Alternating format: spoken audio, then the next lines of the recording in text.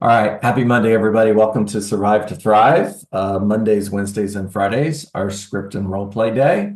Today, we're going to stay right here as a group. I want you guys to get ready. Hit that digital hand, which is down at the bottom of your screen where the heart is.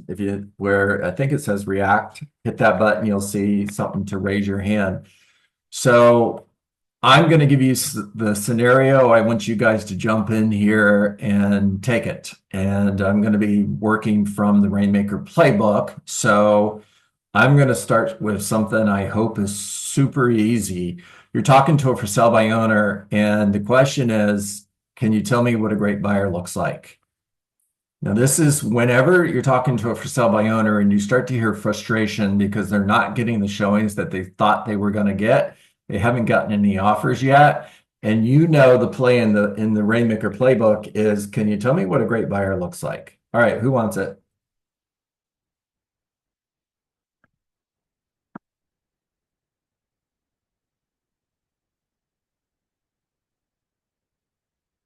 Sean Fuentes, let's go. All right. I this is one of the ones I haven't studied that but well, but I'll give it a shot. Mhm. So John, can you? I know you're not getting a lot of showings. Can you tell me what a great buyer looks like to you? Yep, that was perfect. Okay, so a great buyer. Remember, guys, buyers and sellers go to script school too. The good news for you guys is they only have a few scripts. So here's the one and only response you're going to get to that question. A great buyer is somebody who can afford my home. Okay, somebody that can afford your home. And what else about that buyer? Do they close quickly? Do they take a long time to close? Nope, transition right to, can I tell you what a great buyer looks like to me? Uh, John, can I tell you what a great buyer looks like to me? Sure, go ahead. Yeah, not only can they afford your home, they can afford more. They want to close quickly, maybe even a cash buyer. How do Hmm. you feel about that type of buyer? Sounds like a good buyer. That would be a good buyer. To get that buyer, we need to do a little bit more marketing than just putting a sign in the front yard. All righty. Sean, thank you jump for so much for jumping in there and you got it wrong. So I did. I did. anybody else want to take a run at this? Tell me what a great buyer looks like to you. John, can you hear me? Charmaine, let's go. A great buyer is someone who is in town for the weekend, working with an agent and looking at several homes. I agree. That's a great buyer. No worries. You want to hand off from there? That's great. Who wants to pick up there? Charmaine, you got a great start on it. All right, I'll jump in here. Here it goes. So a great buyer is someone who sold their home and they need to buy a house to move. Matthew, are you jumping in here to take this? Let's I go. can. Let's go. A great buyer is someone who sold their home and needs to find a home in 30 days, Okay. or someone who's in town for the weekend to buy a home. Wouldn't you agree, John? That's a great buyer. Um, if you're that realtor, are you taking your buyer to homes being sold by the owner, or are you showing them that home being sold professional like me? Probably to homes that are listed by a professional. Completely. And if you're not attracting that buyer, who's attracting it? Okay. Really well done, Matthew. All right. So guys, right from the script book, here's how it goes. A great buyer is somebody who sold their home and needs to find a home to move into in the next 30 days, or someone who is in town for the weekend to buy a home. Now, if you were the buyer, are you out driving around looking at for sale by owners, or are you working with a professional like me? And if you're the real estate agent working with that buyer, are you driving around showing them homes that are for sale by owner or homes that are listed by a professional like me? And since we've discovered that you're not attracting a really great buyer based on the answer you just gave me, who are you attracting? Now, the only answer to that question, guys, is everybody else. A great follow-up to that question is, have you had anybody ask you if you would do owner financing or a lease purchase? And it's a great question to ask a for sale by owner that's been trying to sell their home for 30 days or more, because they are going to attract people looking for owner financing or lease purchase. Why? Because they have a sign in their front yard that basically says, if you can't get a loan, call me. Because when a buyer calls a real estate agent to see a home, the first thing that agent's going to do is ask them, have you been pre-approved? And if a buyer has any kind of issue with financing, they're not going to be working with a real estate agent, which means their only option is to call all the for sale by owners. All right, next conversation. You're talking to an expired listing, and there's 3 reasons a home doesn't sell. Come on, guys, you got this one. Jump in there. It starts with, okay, Matthew Kemps, let's go. The 3 reasons that your home may not have sold: price, marketing, or condition. Which one do you think it was for you, John? Probably marketing. That agent was a bum. Got it. Okay. If you think the agent was a bum, well, I'd love to set a time either Wednesday at 4 or Thursday at 5 to set the appointment with you. Right. So if I could show you how I could sell your home for more money in less time, would you be interested in seeing how I could do that? Right. Yeah. And by the way, the agent is a bum. Don't ever jump in on their bashing of whatever they say. Like, oh, I know that guy, he's an idiot. No, that's not a good strategy. All right. Honestly, I try to porcupine it. Give me an example of what that means. Oh, so you thought their agent was a bum? Okay. Well, feeding it right back to him. I got it. yeah. I don't go into it. Just like validate that they just said that, and now we know that in the future. Okay. Perfect. All right. I'm sitting at the listing table and I want you to list my house, and I'll hire you, but I want you to discount your fee. Take it. Who wants it? Come on, you guys. You know this one. I'm going to give you guys homework if you don't show up knowing these answers better. Okay, I'll go. Go, Jacqueline. Well, that's a great question that you asked me about discounting my fees. Why would you want me to discount my fees? So I can net more money. And what does that mean to you? If I could bring you the same amount of money with my same fee or more, would you be willing to hire me? Well, yeah, of course. Well, I mean, to me, it seems like if I'm willing to give up my commission on the front end, what kind of a negotiator am I going to be on the back end for your home? All right. Anytime you get the other person, that's a response you're looking for. All right. It's a paradigm. I got that script. The paradigm shift. Okay. Now I'm looking at it differently. What's the follow-up to that?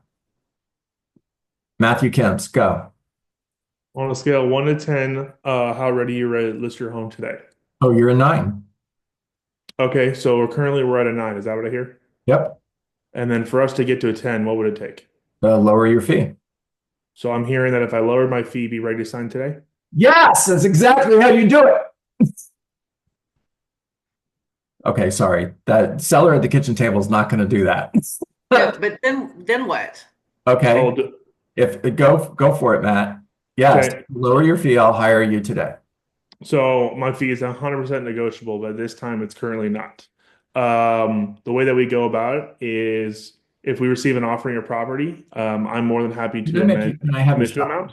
Can I have you stop for a moment? Okay. Yep. My fee is negotiable. Yes, my fee is 100% negotiable. Right now, it's not. Change that to my fee is 100% negotiable when we have an offer. If I need to Okay. give up money in order to make the deal work, I will, because I'm a deal maker, not a deal breaker. Don't say it's not. It's going to hit them the wrong way. And now they're focused on that versus what you want. All right, go at it again, Matt. So my fee is 100% negotiable once we receive an offer. I'm a deal maker, not a deal breaker. If I need to give up money to make the deal happen, I will. Love it. That's it. You don't need to say anything else. And you guys, and when I say you guys, by the way, I'm talking to the entire real estate community. You think in terms of percentages. In other words, if I ask you to negotiate your fee, you're immediately thinking, I'm asking you to go from 3% to 2.5% or 3% to 2%. And when you have an offer on the property, let's say it's a $600,000 home, 1% is $6,000, and you're $2,000 apart. And you tell the seller, if I give up $1,000 in order to make the deal work, would you accept the offer today? And they say, yes. You gave up $1,000, not $6,000. Did you negotiate your fee? Yes, you did. You absolutely kept your promise. I am a deal maker, not a deal breaker. All right, Todd Bailey, talk to me. Joe, your hand was up. I don't know if you put it down. It was going to be the exact script that Matthew went, because it's one that I've got down pretty well. Cool. All right, Todd, talk to me. So John, you've interviewed a few other agents, correct? Yes, And you said that they've offered you a discount. that's correct. Did you ask them for the discount, or did they just offer that up front? Oh, I like where this is going, guys. Pay attention. Okay. They just offered it. They did? Mhm. Do you feel comfortable with somebody that's going to offer their own money up front, negotiating on your behalf? Okay. Is that what you want representing you in the marketplace? Okay. Good, good, good. Todd, can I plus that? Yes, please. Okay. Okay. So, that's interesting, Todd. If they're giving away their money that they use to support their family that quickly, how quickly are they going to go give away your money when there's an offer on your home? You see, if we put your home on the market at 600,000, I know you told me your bottom line is 590. And if you hire this other limited service discount agent, use those words, throw your competition under the bus. If you hire that limited service discount agent and they get an offer for 570, they're going to say, that's awesome, because I know they'll take 590. And you could have sold your home for $600,000. So you lost $10,000 trying to make an extra $6,000. Love it. Okay. Watch script. Who wants it? Okay, think retail versus garage sales.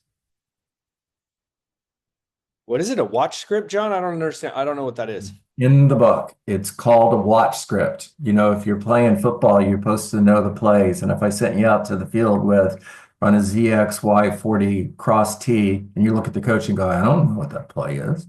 Okay, you got to know the plays, guys. Think wholesale versus retail. Okay, Matthew Kemps, let's go. I was going to wait and let someone else do it. John, so if you were to list your property on your own, it'd be very similar to a scenario I can describe to you. So if you bought a watch from a retail store, and you wanted to sell it, how would you sell it again? I'm sorry, I got distracted by a comment in the chat. Hold on a second, I got to read this to you guys. If you ever email me the book, I may know the plays. Joe, and he sent it privately at least, guys. Send me another email, Joe Grant. I swear I did. Matthew, let's do it again. Okay. If you purchased a watch, and if you were going to try to sell that watch again, how would you go about doing that? I guess I'd probably put it in I don't know, a garage sale. Okay, garage sale. And if you were selling at a garage sale, what price do you expect to get? I don't know, probably not $300 what I paid for it. Got it. So if you were to work with a professional who helps you sell that watch, would you expect to get more? Sure. Okay, similar in real estate. If you work with a professional like myself, you'll be able to get more money. I know it's not the exact verbiage, but it's the whole context. You're really close. Okay. All right. So Matthew, I'm going to go to somebody else because I want to get other people talking here. Okay. Russell Etheridge. Here we go. So Russell, if you and I decided to buy a watch, take yourself off mute and role playing with me, buddy. If you and I decided to buy a watch and we go to the store and we go to the section where they're paying watches and we find the watch we want, maybe it's just like this one. And we find the watch, it's in our budget, we're going to buy it. It's $300. Now we get home and we decide we don't like the watch anymore and we can't return it. And we're having a garage sale tomorrow, so we're going to sell at the garage sale. Are we going to get $300 for the watch? No. Okay. Why not?